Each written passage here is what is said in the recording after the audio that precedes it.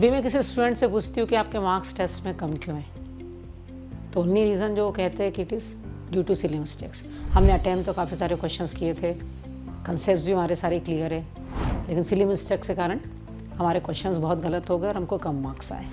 तो मार्क्स जो कमाने का एक मेजर रीज़न है सिली मिस्टेक्स। तो इस वीडियो में हम ये डिस्कस करने जा रहे हैं कि what are the reasons behind silly mistakes and how to control silly mistakes. तो क्या रीज़न है सिली मिस्टेक्स का? तो वेरी फर्स्ट रीज़न है लैक ऑफ फोकस। आप फोकस ही नहीं कर पा रहे क्वेश्चन पे, क्या पूछना चाह रहा है क्वेश्चन आप आंसर देख ही नहीं पा रहे। फोकस क्यों नहीं हो पा रहा है? तो आप बहुत ज़्यादा स्ट्रेस्ड है, आप बहुत ज़्यादा फियर में हैं, मुझे अच्छे मार्क्स आने ही चाहिए, मुझे टॉप 10 में आना ही है, मुझे IIT जाना ही है, मुझे IISc बेंगलोर मिलना ही चाहिए। तो आपने खुद को इतना ज़्यादा प्रेशराइज कर रखा है कि उस प्रेशर में आप कुछ भी परफॉर्म नहीं कर पा रहे, उसका आपका माइंड कुछ सोच ही नहीं पा रहा है। तो अपने आप को प्रेशराइज नहीं करेंगे, आपने हार्डवर्क किया है तो आपको डेफिनेटली रिजल्ट मिलेगा। अपने आप पे कॉन्फिडेंस रहिए। सेकेंड रीज़न है लैक ऑफ प्रैक्टिस। जब आप तक आपने प्रैक्टिस नहीं करोगे, आपको पता ही नहीं कि किस तरह की मिस्टेक आप कमिट कर सकते हो और how to control that mistake. तो आप जितनी ज़्यादा प्रैक्टिस कर सकते हो उतना ज़्यादा आपके लिए बेटर रहेगा। बेसिक बुकलेट्स आप प्रैक्टिस करते ही हैं, उन बुकलेट से आपको पता चलेगा कि किस टाइप की मिस्टेक आप कमिट करते हैं। उसके बाद आपको टेस्ट सीरीज़ को बिल्कुल फॉलो करना है। Don't avoid test. बहुत सारे बच्चे कम मार्क्स आते हैं इसलिए टेस्ट नहीं देते। कम मार्क्स आ ही रहे, शो कर रहा है कि आप कुछ मिस्टेक कर रहे हो, तो कहाँ मिस्टेक कर रहे हो टेस्ट दो, भले 0 मार्क्स आए, डजंट मैटर। वो आपको सिखा के जाएंगे कि आप क्या क्या मिस्टेक्स कर सकते हो, क्या क्या मिस्टेक्स आपसे हो रही है, और फिर आप उन मिस्टेक्स को ओवरकम करने की कोशिश करोगे। तो इसलिए डोंट अवॉइड टेस्ट, ज़्यादा से ज़्यादा प्रैक्टिस करो। थर्ड रीज़न है लैक ऑफ स्लीप। आप एग्ज़ाम के रात में सो ही नहीं पाए, या तो आप बहुत स्टडी कर रहे हैं या आप खुद ज़्यादा ओवर थिंकिंग कर रहे हैं, पेपर कैसा जाएगा, मैं अच्छा कर पाऊँगा या नहीं कर पाऊँगा। तो दोनों ही चीज़ें नहीं करना। स्टडी तो एग्ज़ाम के नाइट में करना ही नहीं है, कॉम्पिटिटिव एग्ज़ाम है, लास्ट नाइट स्टडी आपको कोई हेल्प नहीं करेगी। आपने जो साल भर 2 साल से प्रिपरेशन कर रहे हैं वो प्रिपरेशन आपको हेल्प करेगी। और ओवर थिंकिंग नहीं करना है, आपने मेहनत की है, अपनी मेहनत पे विश्वास रखिए, डेफिनेटली आपको अच्छा मार्क्स आएगा ही। तो एग्ज़ाम डे पे अगर आपकी स्लीप प्रॉपर नहीं होगी तो आपका माइंड सोच नहीं पाएगा, वर्क नहीं कर पाएगा, और फिर आप रिजल्ट होगा आपके सिली मिस्टेक्स। नेक्स्ट जो रीज़न है सिली मिस्टेक्स का, जो मैंने बहुत सारे स्टूडेंट से डिस्कशन में कंक्लूजन निकाला उनसे डिस्कस करके, कि आप सपोज सेकंड क्वेश्चन आपसे नहीं बना और आप थर्ड क्वेश्चन कर रहे हैं, तो थर्ड क्वेश्चन पे आपका दिमाग कम सोचता है और आपके माइंड में बैक ऑफ द माइंड कहीं ना कहीं वो सेकंड क्वेश्चन भी रन कर रहा होगा कि उसको कैसे सॉल्व किया जा सकता है। तो आप 2 क्वेश्चन एक साथ सॉल्व कर रहे हैं, सेकंड तो चल ही रहा है पीछे बैकग्राउंड में, और थर्ड, तो इस पर थर्ड पे आप पूरी तरह से फोकस नहीं कर पाओगे, तो थर्ड भी आपका इनकरेक्ट हो जाएगा, सेकंड तो आपसे हुआ ही नहीं। तो आपको ऐसा नहीं करना है, जिस क्वेश्चन पे वो कर रहे केवल उसी को सोचो, पुराने क्वेश्चन के बारे में भूल जाओ। टाइम रहेगा तो आप सेकंड क्वेश्चन पे फिर आओगे, आप फिर से सॉल्व करोगे, तो हो सकता है सेकंड टाइम आपसे वो बन जाए। तो जो प्रीवियस अनअटेम्प्टेड क्वेश्चन है, डोंट थिंक अबाउट देम। एक और चीज़ जो मैंने ऑब्जर्व की है कि बच्चे पेपर देते देते कैलकुलेट करते हैं, मैंने 50 मार्क्स से क्वेश्चंस कर लिए, मैंने 60 मार्क्स से क्वेश्चन कर लिए। तो इस तरह की कोई कैलकुलेशन आपको वहाँ नहीं करनी है। उस टाइम में आप हो सकता है कोई एक और क्वेश्चन सॉल्व कर लेते हैं। तो कितने अटैम्प्ट किए, कितने अनअटेम्प्टेड है, इस तरह का कोई कंपटीशन आपको वहाँ नहीं करना है। आपकी वहाँ पर कोशिश होनी चाहिए कि आपको ज़्यादा से ज़्यादा क्वेश्चन बिना किसी एरर के सॉल्व करना है। तो ये हमने रीज़न डिस्कस किए सिली मिस्टेक्स के। जो भी रीज़न हो, इन रीज़न्स को हम ओवरकम कर सकते हैं प्रैक्टिस से। जितनी ज़्यादा टेस्ट आप देंगे उतना आप स्ट्रेस लेस होते जाएंगे ना, आपको आदत हो जाएगी एग्ज़ाम देने की, आपसे क्लियर हो जाएगा कि किस तरह के सिली मिस्टेक्स आप बार बार करते हैं और आप उनको ओवरकम कर सकते हैं। तो जो हमारी टेस्ट सीरीज़ है, आप राउंड टेस्ट है, उन टेस्ट को आप प्रॉपरली फॉलो करो तो आपका रिवीजन भी प्रॉपर होगा, सिली मिस्टेक्स पे भी आप कंट्रोल कर सकते हो। ओवरऑल अपनी टेस्ट सीरीज़ में 82 टेस्ट है नियरली, तो अगर आप वो सारे टेस्ट देते हैं तो आपके सब्जेक्ट में भी मास्टरी हो जाएगी, आपका सिली मिस्टेक्स पे भी काफ़ी कंट्रोल हो जाएगा। सेकंड जो error numerical answer type questions में बच्चे करते हैं, यूनिट ही नहीं पढ़ते। मिली सेकंड ने पूछा है, सेकंड ने पूछा है, नैनो सेकंड ने पूछा है, क्या किया है?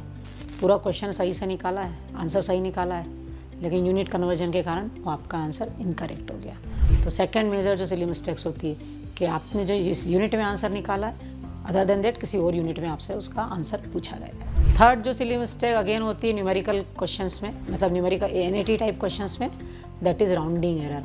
आपसे कहा राउंड ऑफ टू 2 पोजीशंस या राउंड ऑफ टू 3 पोजीशंस, और मैंने देखा most of the student doesn't know the rounding rules. Rounding कैसे करने वो रूल्स ही उनको नहीं पता है। तो फिर वही कि पूरा आंसर सही होते हुए भी राउंडिंग एरर हो गई और आपका आंसर इनकरेक्ट हो गया। तो राउंडिंग के रूल्स प्रॉपरली पढ़िए और उसके अकॉर्डिंग राउंडिंग करिए। नेक्स्ट एरर जो होती है ट्रू फॉल्स वाले क्वेश्चंस में होती है। ट्रू पूछा है, फॉल्स पूछा है, क्या पूछा है पता नहीं, लगा दिया बस। तो क्या करना है, पहले तो आप एक स्ट्रेटजी बना लो कि जो ट्रू है उस A is true, B is false, C is true, D is false, ऐसा लिख लो। जो आपको ट्रू लग रहा है उसको आगे ट्रू लिख दो अपनी कॉपी में कि A मुझे ट्रू लग रहा है, B is false, C is true, D is false. अब फिर से क्वेश्चन पढ़ो कि ट्रू ऑप्शंस पूछे हैं या फॉल्स ऑप्शन। ट्रू पूछे तो जो आपके ट्रू आ रहे हैं उनको मार्क करो, फॉल्स पूछे तो जो फॉल्स आ रहे हैं उनको मार्क्स करो। तो ट्रू फॉल्स में मिस्टेक होती है या करेक्ट इनकरेक्ट में मिस्टेक होती है। आपसे पूछा which of following are incorrect और आपने करेक्ट वाले सिलेक्ट कर लिए, तो ये भी एक बहुत कॉमन सिली मिस्टेक्स है जो बच्चे करते हैं। तो एक पैटर्न फिक्स कर लो, करेक्ट है उनको टिक करते जाओ, जो इनकरेक्ट है क्रॉस करते जाओ। फिर करेक्ट पूछा है तो करेक्ट वाले ऑप्शन सेलेक्ट करो, इनकरेक्ट पूछा है तो इनकरेक्ट वाले ऑप्शन सेलेक्ट करो।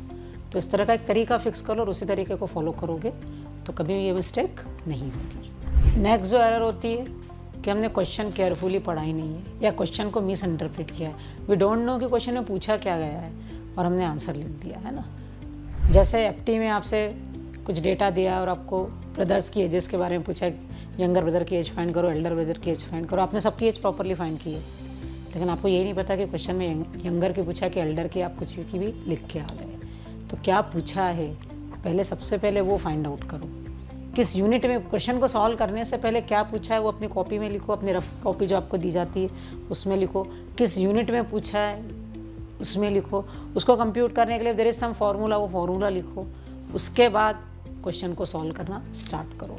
क्वेश्चन अगर आपने गलत इंटरप्रेट किया तो आप टाइम दे रहे हैं उस पर और पूरा आपका टाइम यूं ही वेस्ट हो रहा है। तो read question very carefully, it is very important. Next जो एक बहुत कॉमन मिस्टेक है, ये भी बहुत कॉमन मिस्टेक है कि मेरा आंसर तो आया था ABCD में से A और मैंने लगा दिया D।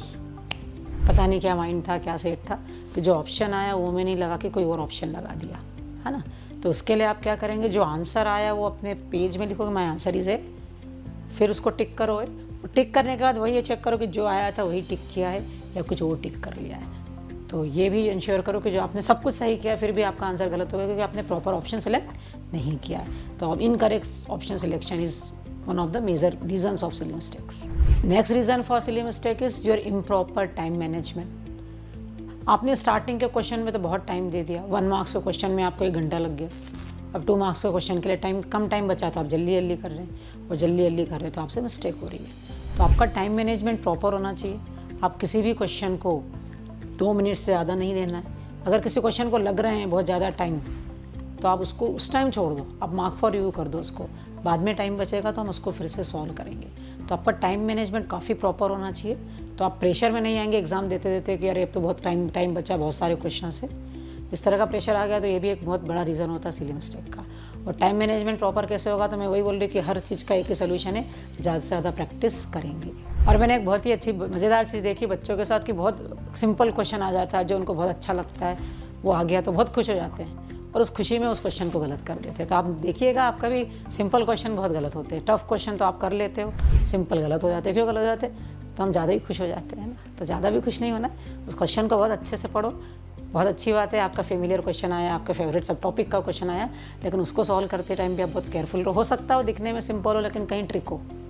लेकिन मैं ये भी नहीं करी कि हमेशा ट्रिक ही होता, नहीं तो बच्चे डर जाते हैं कि इतना सिंपल क्वेश्चन तो गेट में आ ही नहीं सकता है। तो सब कुछ होते हुए भी टिक नहीं करते हैं। तो सिंपल क्वेश्चन है तो उसको थोड़ा सा ऑब्जर्व करो कि एक्चुअल में सिंपल है, इसमें कुछ ट्रिक है। सिंपल है तो ठीक है, इसको मार्क कर दो। नेक्स्ट जो बच्चे करते हैं, कुछ समझ में नहीं आ रहा तो तुक्का लगा देते हैं, है ना। इसको हिंदी में तुक्का कहते हैं। तो गेस करना कि ये होना चाहिए और ये लगा दिया। तो MCQ में आप इस तरह का गेसिंग नहीं करेंगे। MCQ में रिजल्ट है ना, रिजल्ट इन निगेटिव में, रिजल्ट MCQ में निगेटिव मार्किंग होती है। तो गेसिंग के आपका जो इंट्यूशन आ रहा है कि नहीं ये सही हो सकता है, आपका इंट्यूशन गलत है, आपको प्रॉपर पता है कि यही सही है तो ये अटेम्प्ट करिए। इस तरह की गेसिंग आप MSQ में जरूर ट्राई कर सकते हो कि MSQ में निगेटिव मार्किंग नहीं है, तो आपको ये लग रहा है कि ये सही है तो आप कर सकते हैं। आपको परफेक्ट नहीं, करेक्ट नहीं भी पता है, बट आपके इंट्यूशंस करें कि ये ऑप्शंस करेक्ट हो सकते हैं। तो MSQ में आप गेसिंग कर सकते हैं, MCQ में नहीं करना है। तो सिली मिस्टेक्स को कंट्रोल कैसे किया जाए, तो मैंने कुछ तो आपको टेक्निक्स बताई है डिस्कशन के साथ कि क्या क्या सिली मिस्टेक्स होती है और उनको कैसे कंट्रोल किया जाए। अदर देन दैट तो सबसे इंपॉर्टेंट है अपनी मिस्टेक की कॉपी बना लो कि आप क्या क्या मिस्टेक करते हो। उस कॉपी को रोज़ रात को पढ़ो सोने से पहले, सो दैट आपके माइंड में ये हो जाएगा कि ये मिस्टेक्स मुझसे फ्रिक्वेंटली होती है। तो जब भी एग्जाम में उस तरह की सिचुएशन आ जाएगी तो आपका माइंड अलर्ट हो जाएगा कि हाँ मैं मिस्टेक करता हूँ और मुझे ऐसे मिस्टेक्स नहीं करनी है। तो make the copy of your mistake. Second जो आपको करना है, फोकस बढ़ाना है। फोकस बढ़ाने के लिए हम क्या करें, तो वो आपको अभी से करना होगा, लास्ट मोमेंट पे ये चीज़ नहीं होगी। आपको मेडिटेशन की प्रैक्टिस, योग एंड मेडिटेशन प्रैक्टिस करना है। आप मेडिटेट करेंगे तो meditation helps to increase your focus. तो आपको मेडिटेशन की प्रैक्टिस करनी है, प्लस फिज़िकल एक्सरसाइज भी बहुत ज़रूरी है माइंड को एक्टिव करने के लिए। तो आप 40-50 मिनट्स फिज़िकल एक्सरसाइज के लिए भी देंगे, या वॉकिंग, या जो कुछ भी आप प्रीफर करते हैं, लेकिन फिज़िकल एक्सरसाइज भी आपके डेली रूटीन का एक पार्ट होना चाहिए। तो आई होप आपको ये वीडियो हेल्प करेगा to overcome your silly mistakes. Thank you, all the best.